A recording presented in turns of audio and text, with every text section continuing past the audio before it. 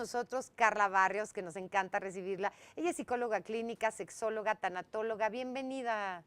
Un placer. Y con un tema difícil. Hijo, bien duro, pero sucede. Sí, yo creo que hay que ir como poniendo números, que de pronto es lo que nos puede llamar la atención. Dice la Organización para la Cooperación del Desarrollo Económico que México es el primer país a nivel mundial con índice de abuso sexual infantil, violencia física y homicidio infantil. O sea, somos el primer lugar a nivel mundial. Entonces, eso de entrada ya es un dato importante. Ahora, el abuso sexual infantil y por supuesto toda la violencia que implica hacia las personas niñas es un número que está menos registrado. Si de por sí la violencia no la mencionamos, no la hablamos, no está en estadísticas, mucho menos cuando se trata de infancias, porque obviamente no hay toda la posibilidad de hablarlo, de decirlo y de denunciarlo. Pero lo que sí vemos, Carla, y lo vemos con mucha tristeza, es en los periódicos, sobre todo en los periódicos, los que escurren sangre, casi todos los días vemos un caso de un bebé que fue aventado porque estaba chillando, ¿no? Sí.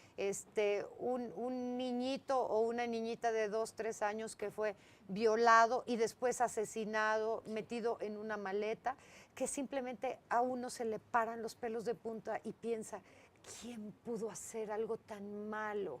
Ok, aquí hay algo importante. Generalmente se piensa que cuando hay violencia o maltrato infantil, y específicamente abuso sexual infantil, es una persona maquiavélica que tomó alcohol o trae drogas encima y que entonces es una persona tan mala que le hizo daño a esta persona niña.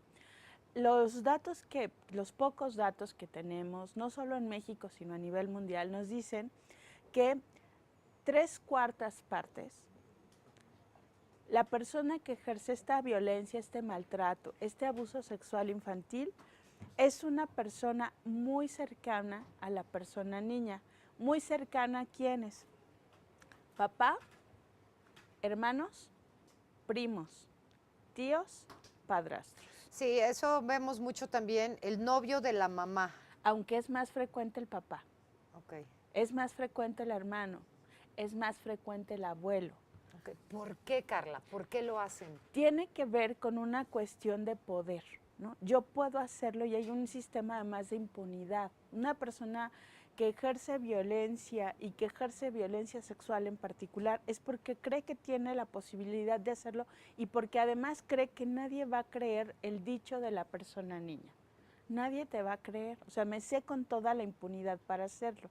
Pero además hay otro factor que es que no, muchas veces, específicamente en el abuso sexual infantil, no es una situación donde haya una violencia brutal, muy evidente. Al contrario, es muy fácil porque hay la confianza, porque es alguien con quien tengo contacto en todo momento, porque probablemente haya un vínculo amoroso, ¿no? A veces esto hace como que sea mucho más complicada la intervención, porque es, pues yo quiero a mi papá o yo quiero a mi abuelo, porque es el que me cuida, es el que me baña, es el que me lleva al colegio, es el que me compra cosas. Y a lo mejor es la figura que efectivamente está cuidando y está dando soporte y cuidado en muchas áreas. Sin embargo, a la par está transgrediendo el cuerpo y los derechos de esta persona niña. A ver, pero te vuelvo a preguntar, ¿por qué? O sea, porque se puede. ¿Por qué un papá va a violar a su hijito o a su hijita? Porque esto no es nada más a niñas, es a niñas y a niños, ¿no? Sí, claro. Porque un abuelito que debería de llevarte al parque, ¿por qué va a violar a un niño o a una niña? Porque puede. Porque el contexto social lo permite, porque no hay toda la información, porque las violencias las vamos pasando. Te lo voy a poner de esta manera. Mucha gente dice, no voy a usar reloj porque me pueden asaltar. No voy a sacar el auto porque van a decir que tengo dinero y me lo pueden quitar. O sea, yo me tengo que cuidar y hacerme cargo de la violencia. ¿Cuántas veces las mujeres nos cambiamos la ropa para que no nos digan algo en la calle? Así es. Entonces, como en este contexto y en esta sociedad tendemos a culpar a la persona víctima y nadie te va a creer, o sea, no lo creemos, fomentamos las violencias y las justificamos, como si hubiera algo que pueda provocar que alguien te violente.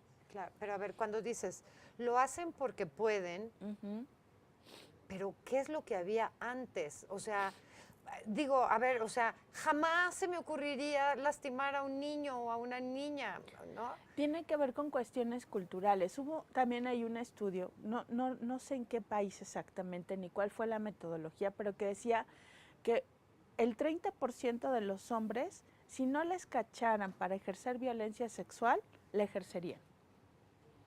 Y eso nos habla de una perspectiva gravísima, o sea que si no me cachan, puedo robar, si no me cachan, si no voy a tener una pena o un castigo, puedo violar o puedo abusar de una niña o un niño. Cuando dices esto es un tema cultural, no tiene que ver con el nivel de educación o de preparación. No, tiene que ver con la cultura y con lo que vamos aprendiendo y lo que permitimos, ¿no? Si además pensamos que 3/4 partes son familiares muy cercanos, que además el 80% de los abusos son cometidos hacia niñas, el 20% hacia niños, aunque esto puede modificarse dependiendo de los contextos. Hay entornos, por ejemplo, orfanatos, niños que están al cuidado en grupos, ¿no? Que muchos niños varones, hombres, son los que viven experiencias de abuso sexual infantil. A ver, si hubo un caso en Rusia que fue sonadísimo, porque en Rusia muchos, miles de bebés estaban en casas cuna. ¿Por qué? Porque fueron productos de violaciones y las mamás los dieron en adopción y se fueron a una casa de cuna.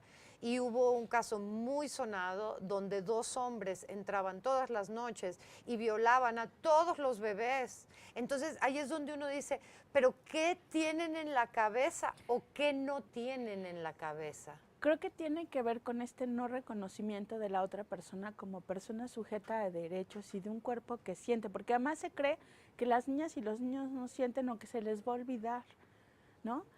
Cosas tan sencillas como estas. ¿Cuántas veces yo veo mucho en los niños chiquitos de kinder, por ejemplo?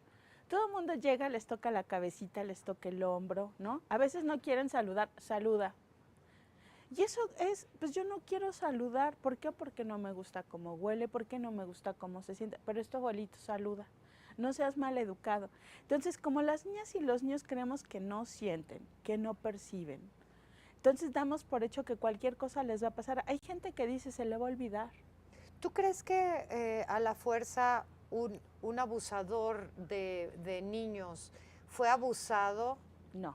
No a la fuerza. Si esto fuera cierto, la gran mayoría de las mujeres seríamos abusadoras sexuales. O sea, si estamos hablando que es un 80% de mujeres, si esto fuera cierto, en realidad los números estarían a la inversa. Claro. ¿Sí me explico? Y no resulta así. Ahora, al contrario, una persona que ha vivido abuso sexual muy probablemente tenga mayor conciencia del impacto que esto genera. Claro. Tiene que ver más bien con esta perspectiva de lo que tengo derecho a hacer con la otra persona, de quitarle sus derechos, porque además cuando hay violencia sexual muchas veces no se trata de placer, se trata de un ejercicio de poder. Una persona que violenta sexualmente no es porque sienta placer por el hecho de tocar, es porque te estoy sometiendo. Por eso, pero de todas maneras está mal. Sí, claro, por supuesto, porque te sigo viendo como una cosa, como alguien que no tiene derecho, ¿no? Que no tengo por qué cuidarte o protegerte. Claro. Ahora, sí siguen existiendo los casos donde la mamá, por ejemplo, o la abuela o alguien en la familia se da cuenta de lo que está pasando y se calla la boca. Claro, y que también aquí hay que comprender que muchas veces tienen que ver con contextos precarios. No es justificable, por supuesto, sigue siendo una persona responsable. Sin embargo, en la atención de las personas podemos ver mujeres que a lo mejor nunca han tenido un trabajo, que ya no tienen a lo mejor los recursos o la edad para conseguir un trabajo que le permita mantener a lo mejor 3 o 4 hijos y que se calla el abuso porque puede perder no solo la relación, pues que puede ser muy importante para algunas mujeres, porque es otra vez te quedaste sola, otra vez fracasaste, ¿No te sino acuerdas? incluso el tema económico. Claro. Ya no tengo cómo mantener no solo a uno, a 4, ¿no? ¿Te acuerdas un caso que vimos, no me acuerdo si fue en Acapulco, en donde, en Mazatlán, en una playa, donde grabaron a un viejo asqueroso, un señor europeo, canadiense o no sé dónde, horrendo, metiéndole la lengua a unas niñitas de 3 años que vendían chicles con los papás ahí enfrente? Sí, Entonces, ese es el tipo de cosas que uno simplemente no puede entender, Carla. Y que tiene que ver con esta justificación de las violencias, sobre todo con los niños. O sea, pensamos que los niños de verdad se les va a pasar, o incluso se dice, es que eso no es tan grave. Si por ejemplo mucha gente dice, si no hubo penetración, no fue tan grave, se le va a pasar. No, hombre, bueno, habría que ver cómo crecen estos niños y lo injusto que es que esto suceda. Bueno, pues todo esto en conmemoración de ayer, el Día de la Erradicación en contra de la Violencia Sexual a los Niños. Muchas gracias, Carla Barrios. Como siempre, es un placer platicar contigo. Un placer. Nos ilustras mucho. Gracias. Gracias. Y si sabe de algún caso, denúncielo. Esto es lo más importante, que nadie se salga con la suya.